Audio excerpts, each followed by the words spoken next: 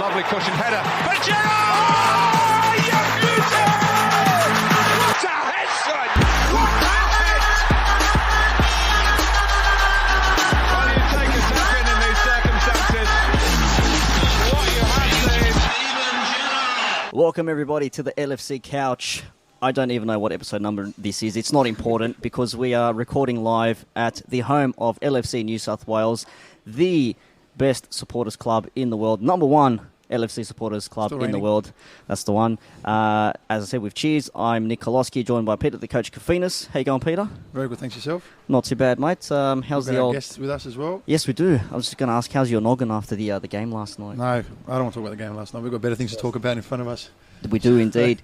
It is a special episode, one we are privileged to be in attendance with the one and only Jamie Webster. Hello, boys. He's all right. We're very, very well. And we've also got Jockey, the man behind the famous trainers store now in Liverpool. It's just I love the whole concept of just getting like old trainers and things like that. Yeah, good day. How are you going? Nice for having us, yeah. Very good. And, of course, Jockey's joining Jamie on this tour here. I think you're part of the whole Jamie Webster experience.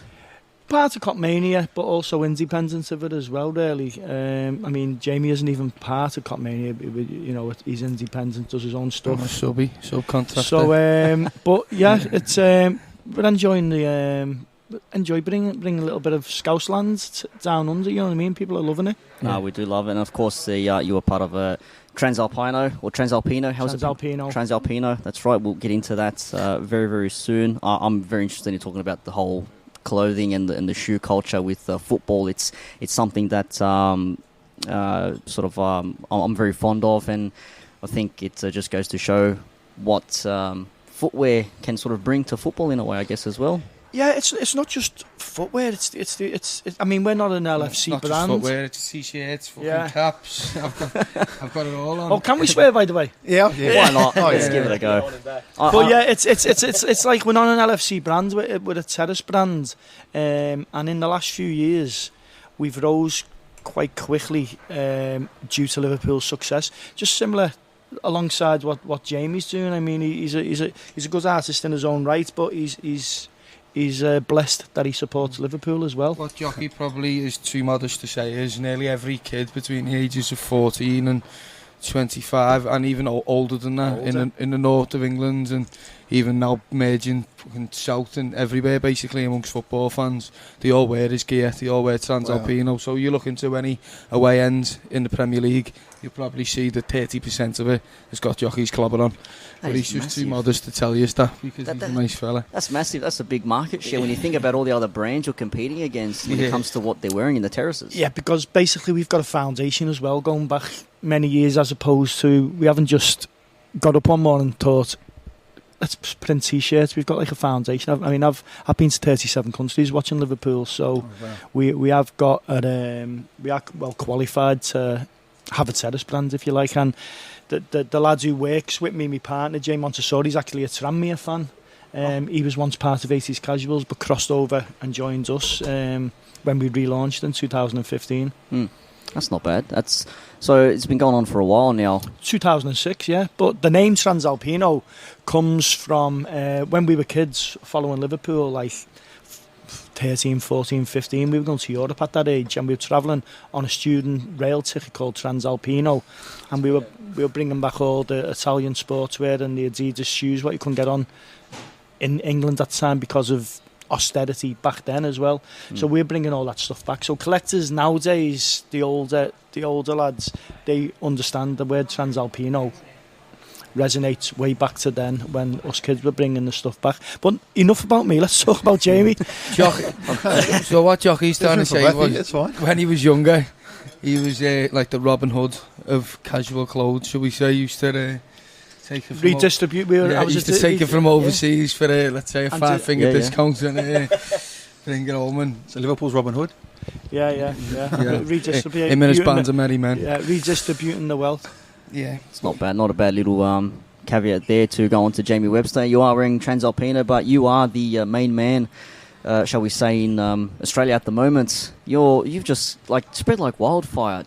Yeah, it's been the last 2 years really. It's just I've been doing what I do for maybe 8 or 9 years now, but it just, since the Mo Salah song and LA, really just fucking rocketed it. You know, it's just like videos on social media. You just probably know the power of it yourselves. It just like, they just, once the right people had started sharing them, I didn't even have social media at the time that it all took off, so I had no idea how much it was getting watched or anything like that. Just people used to I get a phone call off on me, you seen that video? It had like, I don't know, 50,000 views. Is that good? I don't know. and then once it started, oh no, it's on 1 million now and stuff like that. I thought, fucking hell, it must be alright. But on that, like, we know we've seen the video and we've seen your reaction, but I want to hear it, like, from you personally. When Klopp came in, was it Michigan? Was it? Yeah. Tell us go through that for a little bit, because that for me, that was watching the big man walk through those doors. Yeah, it was fucking surreal, really. I think it was unbelievable. I mean, I heard the scream. I was singing and I just heard a scream. I didn't really know what to think. I didn't know whether someone had steamed in with a gun or something like that, you know, because just the nature of the actual reaction from the crowd, because they seen him first because of where they were facing, then when I stopped, I just, obviously my face says quite a lot on it, and just to see him stood there, and I just remember thinking, is he just going to stand? And I thought, oh fuck, he's coming over. What am I going to do? But he was brilliant, and I think it speaks more for like what sort of a club Liverpool is and what sort of a manager Jurgen Klopp is, because to have it right, I think we played Man United on that tour, and could you have imagined Jose Mourinho at the time, like taking the time out of his schedule to go down to the hotel bar and see a local lad from Liverpool who's been over there playing Liverpool songs and stuff like that. I think it was just, you know, you don't get that in very many other places. You probably would get it. You get it lower down in lower leagues where the clubs are a lot more family based and orientated. But you know, Liverpool are the champions of Europe, and at that time we were still a massive. Well, Klopp himself said he loves the LA song, and the way he bought into it and the way the city bought into it. Yeah, well, I think Klopp just likes. I think he likes fan culture. Yeah. You know, besides obviously he was brilliant when he come into. It was in Michigan, wasn't it, when he come in? But on the second pre-season tour, just gone this year, I grabbed a beer with him, and I got a phone call off one of the camera lads, and he said that Jurgen had asked for me to come and see him in this pub on the last night of the tour. So I went for a pint with him, and so to speak, him and Pep Linders, and Pep. Yeah, the both of them, and they're great. The pair of them are brilliant. It's exactly what you expect them to be. Like, you know, when they say don't meet your heroes, well, if you don't meet your heroes unless they're Jurgen Klopp and Pep Linders, because they're great. And even the things he was saying about the club, you know, he says he's seen videos of me, he's seen videos of not just me, the whole build up to Madrid, all the fans' videos that he posted online. He made fake Twitter accounts and stuff like that to access these videos. Wow, really? Yeah, because he wanted to see it. And that is massive. How exclusive here on the LFC couch. And he was saying basically he was crying watching some of them, and it's not just me in LA. He loves fucking everything about Liverpool. You know what I mean? He's just. I don't think he'll stay longer than his contract, man. But it just goes to show what sort of ethos is there at the club at the minute. The fact that, you know, someone like me is even able to go out for a drink with someone like Jurgen Klopp whilst they're on pre-season tour.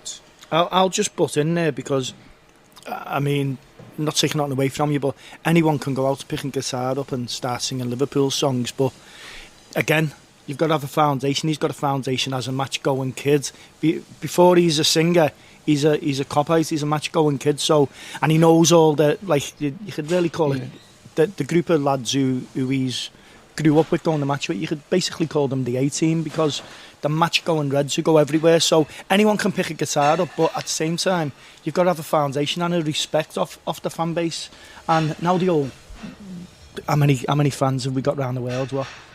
40 million, 60 million, everyone knows who Jamie Webster is, and if they don't, they're not really tapping into what's going on. That's the nicest thing you've ever said to me. He's been fucking horrible to me, you know, all the old time we've been here. He's been fucking horrible.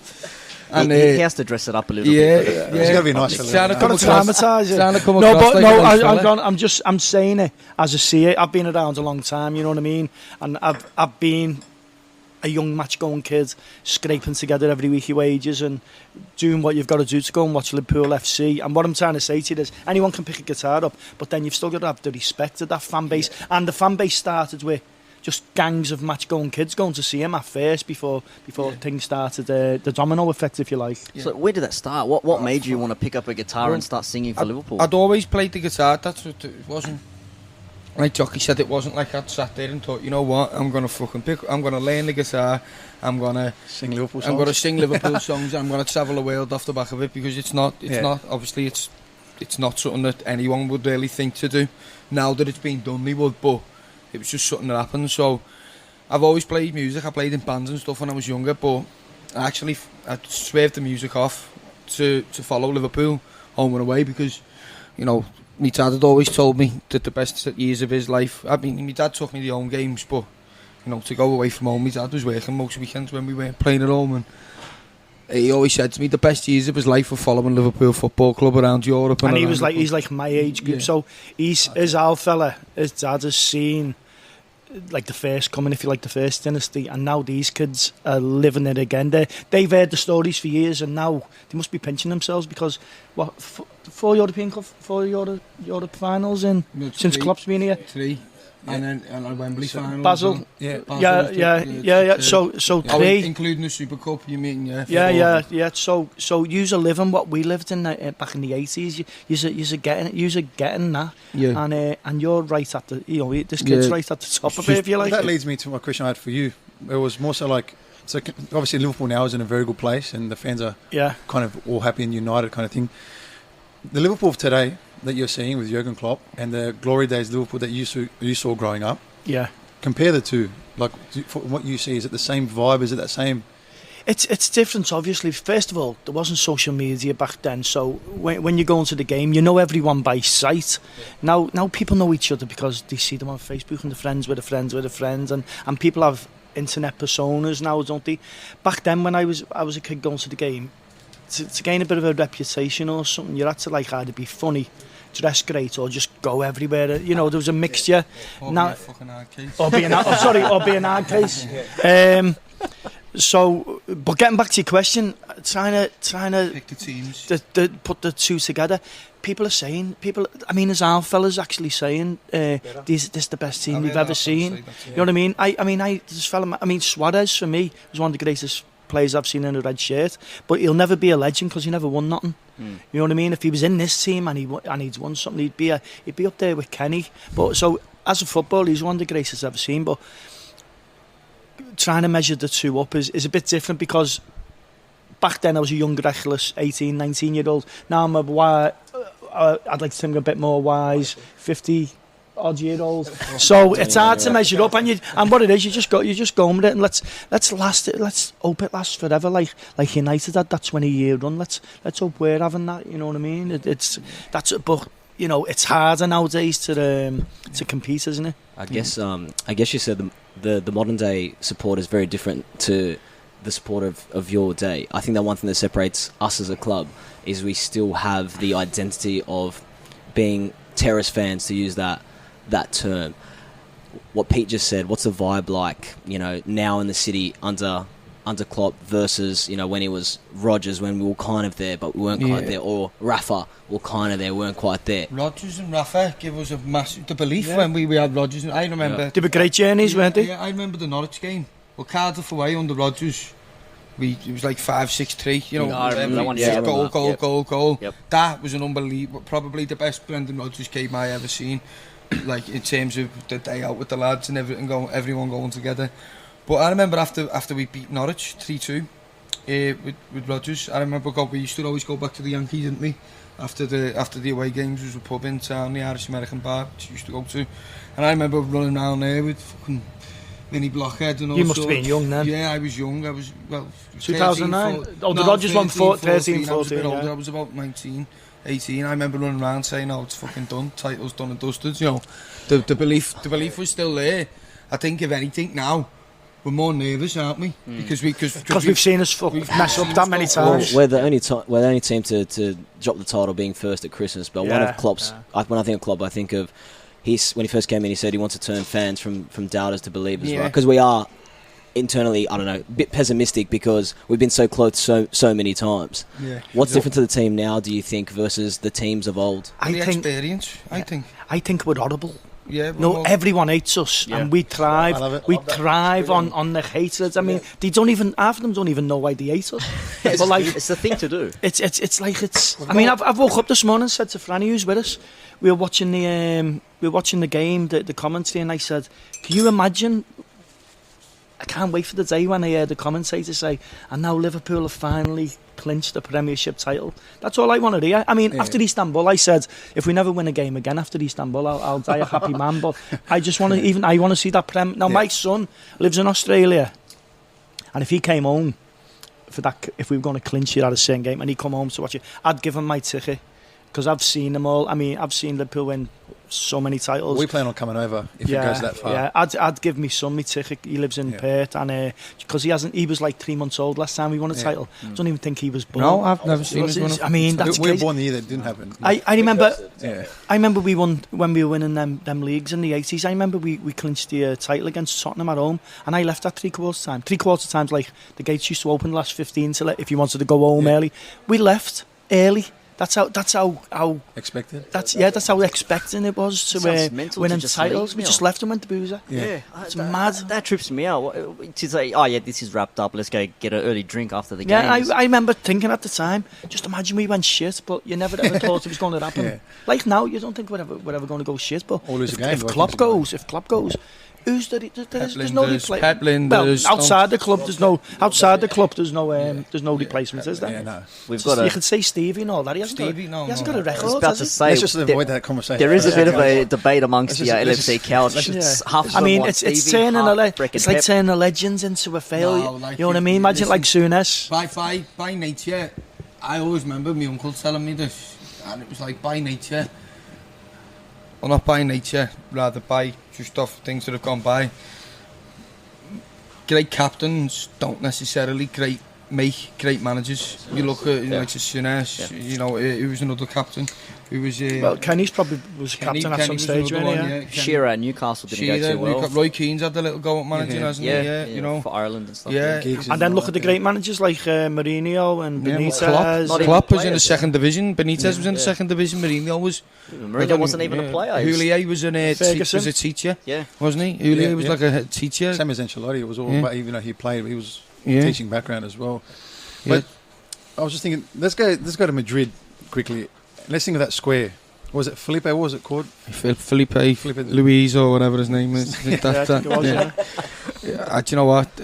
It was a Salvador Dali Square or something like that. Did you ever imagine that? No, not from. Well, when the first boss night that I played was the year Everton finished above us in the league. It was a long time. No. It wasn't. It was the. I think it might have been Rodgers' first season. 10, 11, 11, 12? Yeah, or Hodgson's last.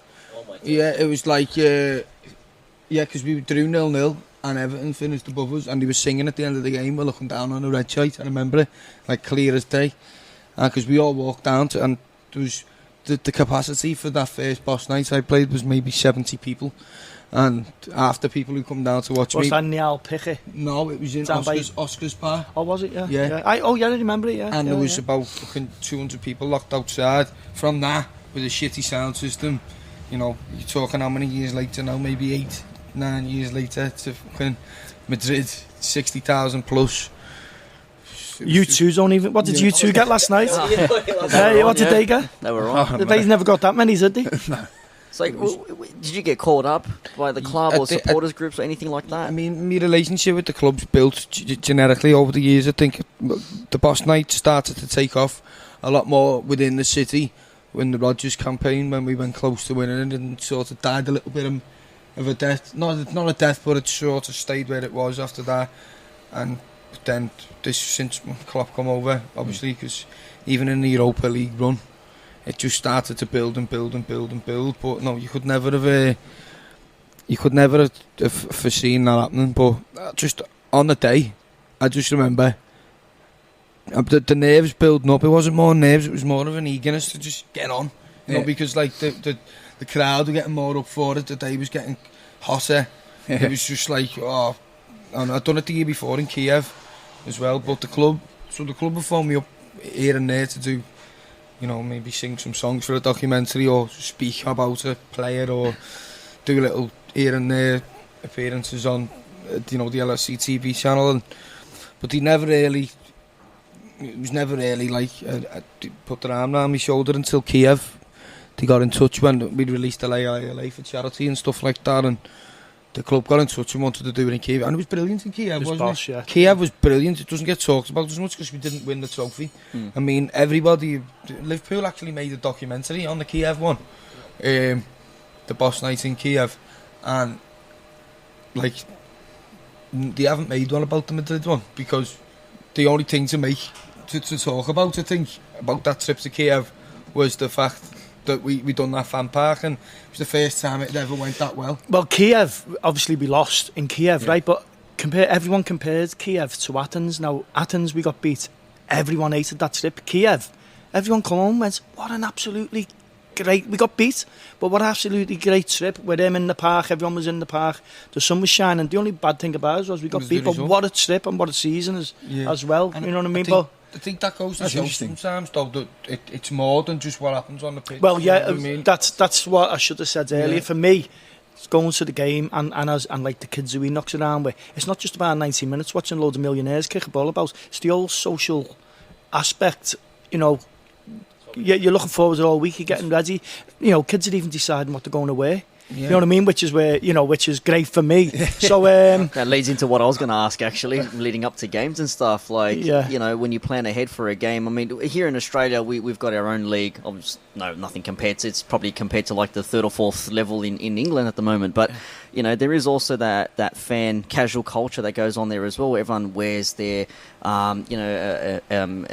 or LSA. They wear their Adidas. They wear their Nike. They wear their Reebok. All these sorts of famous brands from culture. And I know even myself many years ago, I'm not heavily into it, but I remember I'd say, I'm going to wear these shoes for that game, or I'm going to wear this jacket for that game. Do you get a lot of that as well? Yeah, of course, yeah. It's of course, and not... Yeah, of course, because it's about your peers. It's about your peers and getting a bit of respect. As I said before, back in the day, to have a bit of a reputation, you had to be funny or what you wore or be a bit of an hard case. And I'm born in the shadow of Anfield, so I was watching fans go to the game when I was 4, going up Everton Valley, and me going the game, I started going in the Anfield Road end, which was a little bit feisty, that end, at the time when I was 12. As a 12-year-old, sounds mad, and we were getting up to no good. We were going away to watch Liverpool, and I was looking at what everyone was wearing. This is 78 now, 79, when things started changing from long hair to casual, what's now known as casual. Yeah. So I'd be watching what my peers are wearing and copying them. And now to go to the match and see young kids and older fellas all wearing my gear, I mean, I'd like to say it's a dream come true, but I wouldn't even have dreamt that. You know what I mean? And same, you probably wouldn't even have dreamt you're at the situation where you are now. No, not at all. Obviously, like you say, from getting phone calls from the Kiev phone call to say Liverpool want you to play in front of, want you to play at the official LSC fan park. So then 2 weeks later getting a phone call saying, we like the fan park, we want you to come on the pre-season tour. So then getting, doing the run that we done last year in Europe again. 60,000 people in Madrid. The players' party after it. Players' party, you haven't even asked them about that. I got slapped in the face by Jurgen Klopp after we won. This is before we had the drink in New York. But so I played to the players as they walked in with the cup, and it's just an unbelievable. I played guitar with Alison. It's fucking. Yeah, that's another one. What was that like? It was unbelievable. Is he actually good? Can he play guitar? Yeah, he's good. Yeah, he's probably better than me on the guitar. I don't know about his singing, but it's not bad. It's not bad. Makes you jealous, doesn't it? Yeah, doesn't it make you jealous of being in this situation? But you know what? You don't even think about it. Just ride it. I don't want to sound like a bellend or nothing, but you don't think about it. You just do what you do. You just do it, now it's in the moment. Australia, you're there in the moment. You're going to enjoy what you've got. Yeah, I've got mania to say, do you want to come to Australia and do 4 or 5 gigs? Like, fuck yeah, go ahead. I said to him the other day, aren't you glad you weren't born an Evertonian? Yeah. You're nothing to sing about. You'd be back playing to the not even 70. There'd be about 10 people but there. Anyway, have you listened to his own music? Yeah. You've got an album coming out. 2020. Yeah, but this is it. All this amazing journey that I've had with Liverpool. It's one thing. It's my dream once I realised I was nowhere near good enough to play for Liverpool. I thought, you know what, like I mind playing the guitar and stuff, and my dream's always been to be like a singer-songwriter and, you know, have music out there and travel playing music. So what Liverpool Football Club has given me it's took me down the way of playing music. It's fulfilled half my dream, but it's also given me the platform now to fulfil the other half of my dream, and that's to sort of stand on my own with my own music, of my own views and reflections of what I've seen growing up and what my mates have been through growing up and all that sort of stuff. And yeah, I'm just made up that I can do it, and hopefully, well, I know anyway, because the support of the Liverpool fans for my first single, Weekend in Paradise, was phenomenal. Like, it really, really just, I didn't expect it to go so well, and the only reason it has gone so well, because I'm not modest, I won't say because it's a fucking brilliant song. It is a brilliant song. Jockey will speak. We'll listen to it on the way here, to be honest. So we're just it's right. The words, the lyrics, they're like... They're very relative to people in Liverpool and our area and in England, like, but it's like also because... No, but it's also because the Liverpool fans around the world have bought into me as a person, not just Jamie Webster, the Liverpool songwriter. It seems that they obviously like me and want to support me. And so that's inspiration now for your album coming out. That's where it all comes from, or where else? Yeah, well, where my album's going to come from, it's just basically things I've grew up seeing. So it's not going to be... My album's not going to be songs about, Roberto Firmino and stuff like that. It's just, I've sort of done that. And you've upset him now. Yeah. No, but you know what? The football songs will come, because football songs get made up every week when Liverpool win. So when a new Liverpool song comes and I'm playing a Liverpool gig, it doesn't take 10 minutes for me to go, right, yeah, there's that one. You know what I mean? But like, pick up off what my mates are singing at the time, and they'll come. But like, for me now, writing and recording, it's songs about like what I've seen growing up, not like the backgrounds that my mates have grew up in, and everything really, just from a working class aspect. It's just basically the struggles and releases of working class life. Alan McGee, the fellow who discovered Oasis, I know him, and he got in touch with me one day. He went, Jockey, he said, who's this kid, Jamie Webster? This is the fellow who discovered Oasis, he was the manager of Oasis and owns Oasis's first 3 albums. He phoned me and went, Jockey, who's this kid, Jamie Webster? I'm hearing a lot about him, I'm watching the videos, like Hughes, everyone's seen the videos. Yeah. And I said, well, come and see him. But he never ever made the journey up, and obviously Jamie's got his own management now, but it's probably his loss. It's probably it's his. I'm only joking. He's me. It's probably his loss, but for the likes of him, he's a heavyweight in the industry. And for the likes of him to be going, who the fuck's this Jamie Webster? He's not a fool. What he's looking at, he knows he's seen talent, and it's, even though nothing ever happens out of it, it's still a great accolade that someone like that's looking at you. No, it's unbelievable. Like, I've grew up, I was only messing there. Obviously, Alan McGee's like one of the biggest names in the music industry. I've known, when I heard that he was even interested in me, it was massive, like, flattery, you know what I mean? I was made up. I got in touch with him and just said, thanks, because he mentioned me in his podcast and stuff, and yeah, he seems like, he's giving young musicians a chance. So like, he didn't make it down to my set, but he's given... He was impressed though. Yeah, he's given young musicians all over, the northwest of England, all over England, and the British Isles, really, a chance to go out and do what they want to do. So yeah, no, fair play to Alan McGee. It just goes to show the reach. Yeah, the reach that this sort of thing has got. Yeah. Do you have any sort of plan? Because I guess what you don't want is to be, like you said, pegged into just being this Liverpool fan supporting chant. Yeah. And not be Jamie Webster the artist, right? Because they're not two separate people that go hand in hand. But do you see yourself? It's just branding yourself more as Jamie Webster the artist in future, or more? I am Jamie Webster the artist, but I think it's hard now because they haven't heard the full catalogue of Jamie Webster the artist. Everyone looks at me and goes, "Oh, well, yeah, that song he's done's good, but I much prefer him singing the Van Dijk song and shit like that." No, that's the way some people are. Whereas other people will go, "I'm fed up of his Liverpool stuff now. I want to hear what else he's got." So it's just different people, but like, I think once people hear.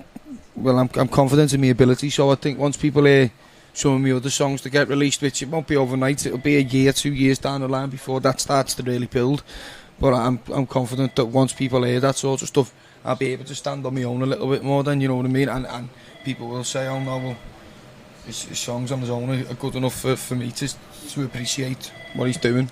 But as a Liverpool fanatic, you'd be a fool not to grab the opportunities that have been put your way. Yeah, of course. And it's the same with Transalpino. We're not a Liverpool brand. However, we're riding a wave of Liverpool's success. And again, we'd be fools not to cash in. At the end of the day, it's a business. We'd be fools not to cash in. And you're trying not pigeonhole yourself. But for Jamie, as a mad fanatic, listen, sitting there with Alisson and partying with Salah and Klopp and the players, he'd be a fool not to take them opportunities. Yeah. So it's tough, you know what I mean? But that as single weekends in paradise, nothing to do with Liverpool FC. I think it's a standalone piece of music. I think it's brilliant. Yeah, a lot of people who go to follow Liverpool FC can relate to it. I'm not denying that. But a lot of people who follow Everton FC, Man United, Newcastle, or all the sorts. It's not even just bloody hell. People who go to raves over here and stuff like that. They've all lived that sort of thought. But no, for me, it's a dream come true to be able to release my own music. But at the same time, it's also a dream to. I've been to Russia 2-3 times to see Liverpool play. I went to Russia, St. Petersburg at 18. To watch Liverpool play, got chased around the city. You go to that game? Yeah. I got done in. Yeah, same. I got chased around the city by masked hooligans, got beat up on the train and stuff like that. You know what I mean? We've all we've done that. Liverpool. You wait for Cup? Liverpool was my life. It was a way of life for me. Before them, I used to play in pubs for money to go and watch Liverpool play. Do you understand what I mean? Like I'd fly home from Russia. I'd get home the Friday. And then Saturday morning you'd be up going to West Ham on the coach, you know what I mean? And like that was it. And I think that's why it took off and worked so well for me, because especially at first and further down the line. But when I was stood there in them venues playing the guitar, I think people were looking at me going, well, I'm just like him, you know what I mean? Like he's a fan like me, and then I'm looking at the crowd thinking, well, I'm just like them, because and I think if I wasn't especially early on, if I wasn't stood there singing and playing the guitar, if I couldn't do that, I'd have been stood in the crowd watching someone else do it. You know what I mean? Connection between yourself and your fans, right? Exactly. Getting back to that St. Peter's game and what's relevant here. Relevant here. I used to do an Anfield FM podcast, live radio, and we'd done it in the Liverpool bar in St. Petersburg. But it was like flies to shit, because that's where all the hooligans come looking for us. And we'd done a podcast and they attacked the bar. And we were in the cellar like this, like we are now, and I carried the podcast on through the fucking riot. One of me proudest moments. They attacked the bar, and we carried the podcast on. So go on, talk about the attack. How did they attack you? Sorry. How did they attack? What were they doing? Just it was called Liverpool Bar, and they heard we were there, so they come. But we were in a cellar, but as we were in the cellar, the windows could see out in the street, and they were trying to smash the windows. They come down the stairs, and there was coppers with them. Coppers had rumbled them, and they were throwing glasses and that, and we carried on like the Kate 80 of podcasts, mate. Like brilliant. One of my proudest moments. Yeah, and then I got fucking battered later on. We're going to talk about that. We got chased off the train. There was 5 of us. We lost one of our mates, Billy Carney. Did you know Billy? Billy knows. There's a lad called Billy, knows fucking everybody at the game. Wasn't you with us that night when they attacked the bar then? Churchill's? No, I wasn't there. We Mick were in Woodbridge was with us. Mick Woodburn, yeah. Well, that was I first met Mick the night after. Yeah. He was with us when we got done in the second time.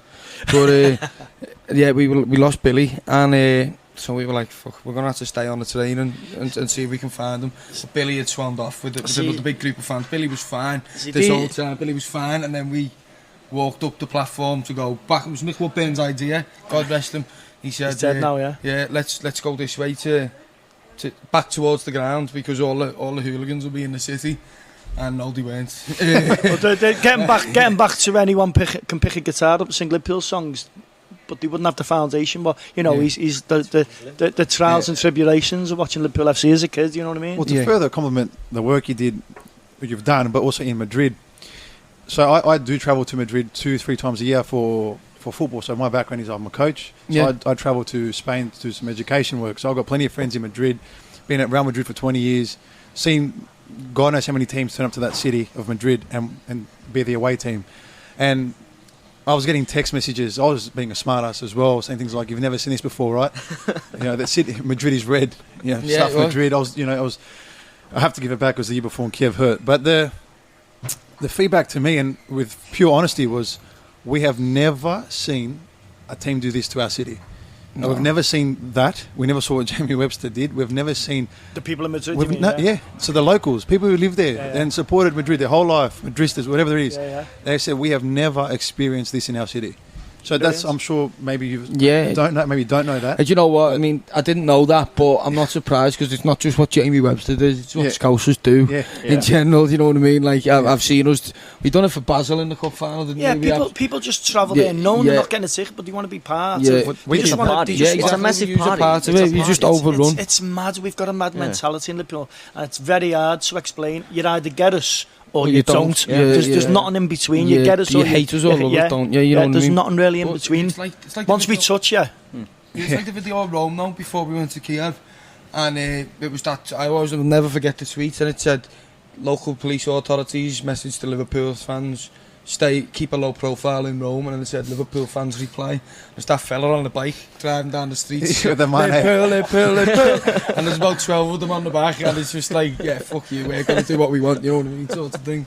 And another dangerous place, Rome. But you know, it's all them things that, like, about, you know, you go into Rome and we just didn't give a fuck, we just took over the city, and that's more about like them sort of things are talked about, and the more like that is what the culture is, you know, like it's all about the whole journey. It's even when you come over to Madrid and what you used to do for a match day.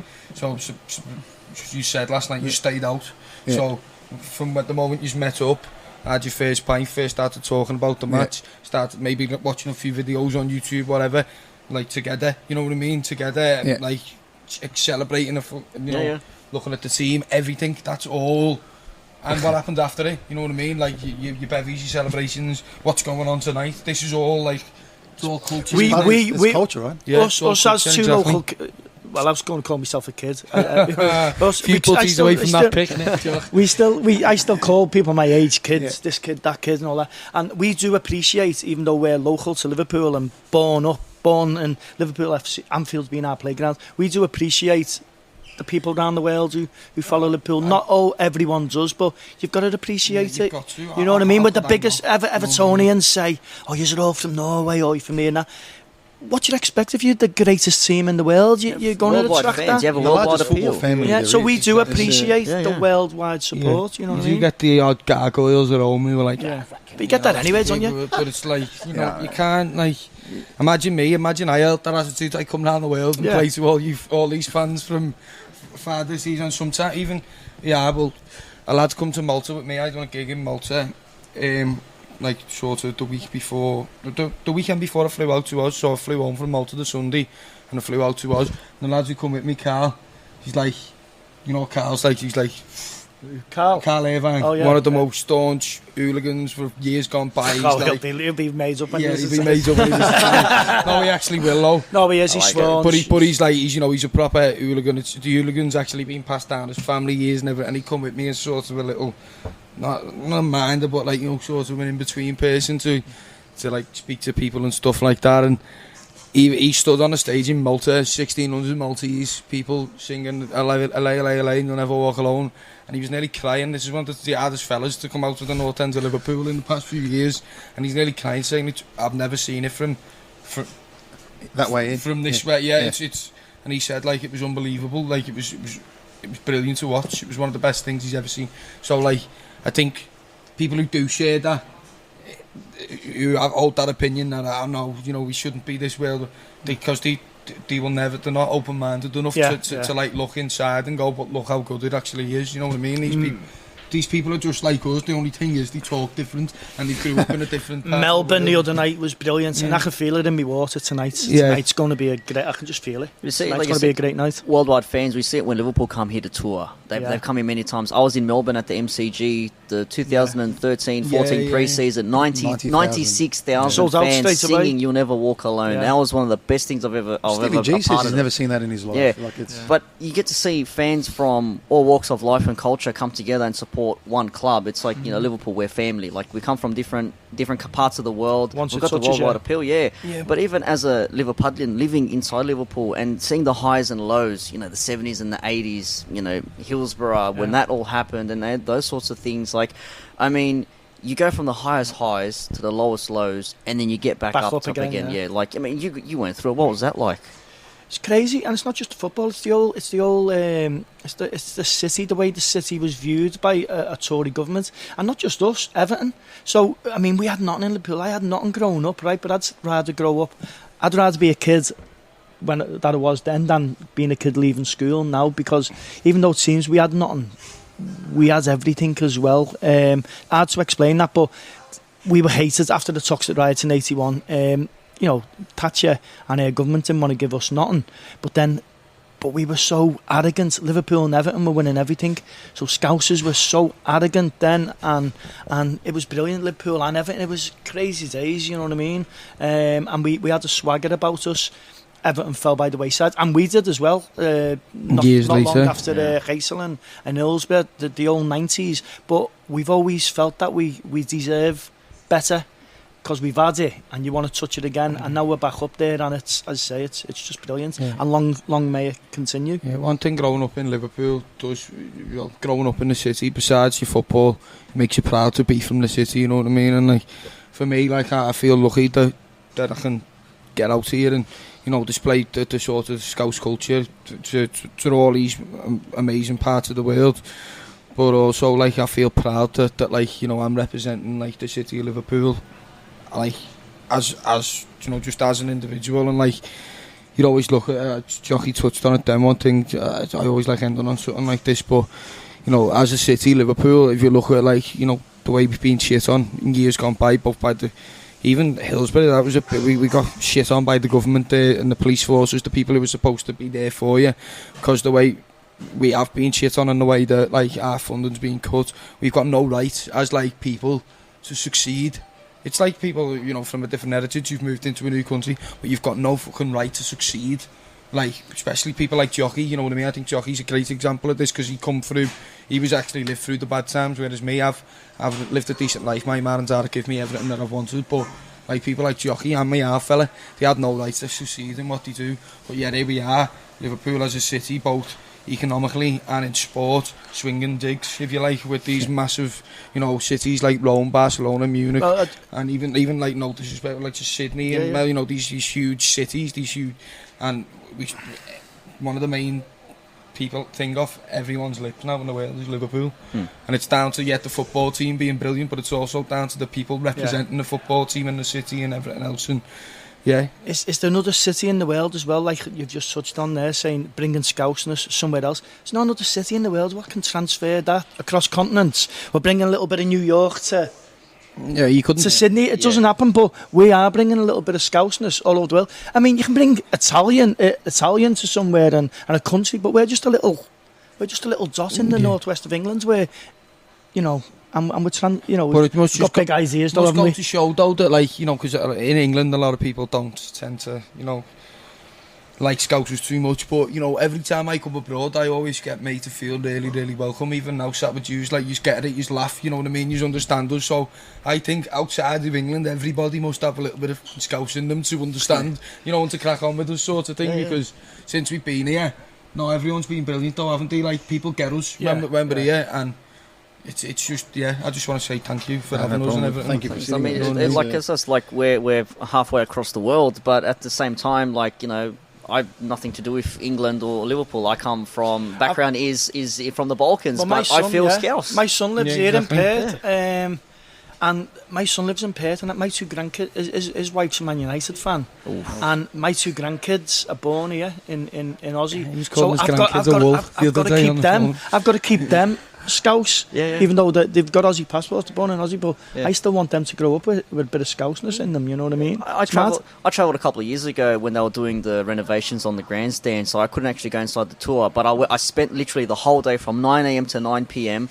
just all over Liverpool, and I just felt like I knew it like the back of my hand, you know. I just felt like it sounds corny to say, but I felt like I was home in a way, you know what I mean? Like, it just felt like, I can't believe I'm here. I can't believe I'm here. I'm literally walking around Liverpool, you know. Just what I mean, we're used to it, we don't appreciate it. Well, we do, but we don't. But it's probably like when we were walking around the harbour yesterday, looking at the Opera House, going, fucking great this, innit? And you probably think, and the way we look at Bondi Beach and the beaches, and we're like, wow, look at that sand. And usually, it's just sand, you know what I mean? If we see it every day. It's a bit hot in the sun. You must take it for granted, don't you? Yeah, you do. I mean, sometimes you don't realise how lucky you are, but we are blessed. We are blessed just being born where we're born. We're blessed by geography, aren't we? Yeah. And having such a great football team. I just always thank the lucky stars that my granddad was a Liverpoolian. My old fellow was an Evertonian. Was he? Yeah. I was born in between Liverpool and Everton's grounds, and I've become a Liverpool fan mainly. I used to mind cars when I was 5. I started work when I was 5, right? And I used to make more money. Hope the authorities don't hear that now. I used to make more money off Liverpool fans than Everton fans thought. I mean, Liverpool's the way to go. Yeah. Have you ever seen that at Anfield? It's like a thing of years gone by. Like if you park after 2 miles of the ground, if you leave your car, there's like groups of kids who sit on the street corners. Yeah, young You've seen it in movies and stuff. Yeah, it's like, I'll park your car. It's like, not park it, just mind it. Oh, yeah. So you give them £2, and then whatever the fee is, if you short-change them, you come back, your car will probably be on bricks. So one day we were man cars. That's what it was, and that was Jockey. We was man cars one day, and we were playing Man United, and a Man United fan, I said, "Mind your car, please, mate." And he went, "I've got a Rottweiler in the back." No one, he didn't need his car, mate. "I've got a Rottweiler in the back," and I just said straight back to him, "Does it put fires out?" We'll end on that. Yeah. That's brilliant. Once again, thank you very much for joining us. Really do appreciate it. It is fantastic to have you here, Jamie. Likewise, Jockey, and your success from the clothing store. Carragher's been there. We know that. Shoes are on fire. Adidas, personal preference? I'm not a collector, I'm a dealer, and there's some. It's mad. I'm a dealer. But my personal Adidas shoe. SL80. That's one of the popular ones. SL80 for me. I'm an Adidas man. I think Peter is as well. We just love Adidas and just the whole thing. It changes, but SL80 at the moment's my favourite. I used to be Adidas. Now I'm Nike for the time. Yeah, and we've started doing Nike, so you've got to move with the times as well. And of course, you got your own product as well. You're wearing a shirt now right now, Transalpino, and Jamie's got one as well with the Liverpool skyline in the background. It's great. Boss colours of Liverpool. Again? I'll probably end up buying that shirt. I reckon that's a goal as well. I like it. Well, getting back, walking around Madrid and seeing everyone in my gear. It was like he pinches himself that what he's doing. I was pinching myself, and at Scarf and Badge as well, another Liverpool brand. It was mad how it was just full of Transalpino and at Scarf and Badge and a couple of other Scouts for tea and that. Again, there's lads who are riding the wave with Liverpool's success and all independents, and good on them. You know what I mean? Any chance of being an online seller sending across the world, or is it still Liverpool? Been online since 2006. So have proper online. Yeah, anyone listening to that, just Google Transalpino and go to. Yeah, we ship everywhere. I reckon if you see a spike of sales in the next couple of days, because of this. Yeah, but we do ship to Australia. We do get quite a few orders from Australia anyway. Oh, that's fantastic. But yeah, this is obviously while I'm out here now promoting and trying to turn it into a global brand. Yeah, just before I go, I want to say to anyone who hasn't heard my single, Weekend in Paradise, it's on Spotify, iTunes and everything, so give it a listen. And listen to it because it's absolutely bang on. Yeah, thank you very much. I think our unofficial member, Jussi Heikkinen, can take credit in take solace in that as well. He plays guitar, sings along as well. Jussi, there's hope for you yet, my friend. But thank you very much, Jamie. Thank you very much, Jockey. Thanks, boys. We're looking forward to a very great night ahead. And from myself and the rest of the couch, thank you very much for listening. And up the Reds, we are still undefeated and still going strong.